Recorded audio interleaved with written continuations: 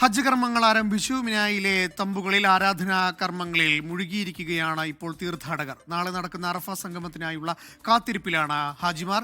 മിനായിൽ നിന്നും ജലീൽ കണ്ണമംഗലം തയ്യാറാക്കിയ റിപ്പോർട്ടിലേക്ക്. ഹജ്ജ് കർമ്മങ്ങൾ ആരംഭിച്ചു. തീർത്ഥാടക ലക്ഷങ്ങൾ ഇപ്പോൾ തമ്പുകളുടെ നഗരമായ മിനായിലാണ് ഉള്ളത്. ഏതാണ്ട് 18 ലക്ഷത്തോളം തീർത്ഥാടകരാണ് ഇത്തവണ ഹജ്ജ് നിർവഹിക്കുന്നത്. ഇവരിൽ ഭൂരിഭാഗം തീർത്ഥാടകരും ഇപ്പോൾ മിനായിലുണ്ട്. മിനായിൽ തീർത്ഥാടകർക്ക് ഇന്ന് കാര്യമായ കർമ്മങ്ങളൊന്നും അനുഷ്ഠിക്കാനില്ല. നാളെ നടക്കുന്ന അറഫ സംഗമത്തിനായുള്ള തയ്യാറെടുപ്പായാണ് ഇന്നത്തെ മിനായിലെ താമസം കണക്കാക്കപ്പെടുന്നത്. എന്നോടൊപ്പം ചില മലയാളി തീർത്ഥാടകർ ചേരുകയാണ്.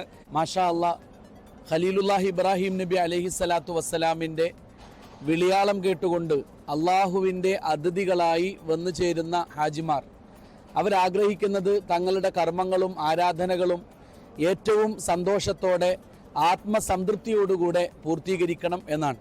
അതിനാവശ്യമായിട്ടുള്ള എല്ലാ സൗകര്യങ്ങളും സംവിധാനങ്ങളും മാഷാ അല്ലാ ഇവിടെ സംവിധാനിക്കപ്പെട്ടിരിക്കുന്നു എന്നുള്ളത് ഏറെ സന്തോഷജനകമായിട്ടുള്ള കാര്യമാണ്.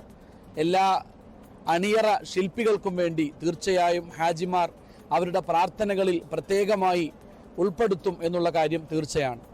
ഇന്ന് ദുൽഹിജ്ജ 8 മിനയിലേക്ക് തീർത്ഥാടകരെത്തുന്നത് പ്രിയപ്പെട്ട പ്രവാചക തിരുമേനി സ്വല്ലല്ലാഹു അലൈഹി വസല്ലമ തങ്ങൾ ഇതുപോലെ ദുൽഹിജ്ജ 8 മിനായിൽ വന്ന് 5 വക്ത് നിസ്കാരം ഇവിടെ വെച്ച് നിർവഹിക്കുകയും ഏറ്റവും സുപ്രധാനമായ അറഫ സംഗമത്തിനു വേണ്ടി ശാരീരികമായും മാനസികമായും ആത്മീയമായിട്ടുമുള്ള ഒരുക്കങ്ങൾ നടത്തി ആ ഒരു ഓർമ്മയിൽ ആ ഒരു സുന്നത്തിനെ പിന്തുടർന്നുകൊണ്ടാണ് ലക്ഷക്കണക്കായ ഹാജിമാർ ദുൽഹിജ്ജ 8 ഓരോ വർഷവും മിനയിലെത്തുന്നത്.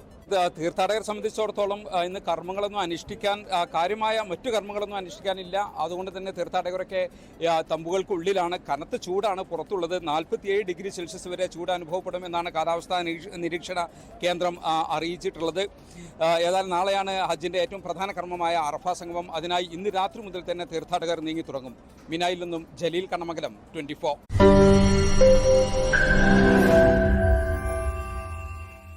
ലോകത്തെവിടെയായാലും ഏത് സമയത്തും 24 വാർത്തകളും ഓഗ്മെന്റഡ് റിയാലിറ്റി പാക്കേജുകളും എക്സ്പ്ലെയിനറുകളും വിശദമായി കാണാൻ ഞങ്ങളുടെ യൂട്യൂബ് ചാനൽ നിങ്ങൾക്ക് സബ്സ്ക്രൈബ് ചെയ്യാം.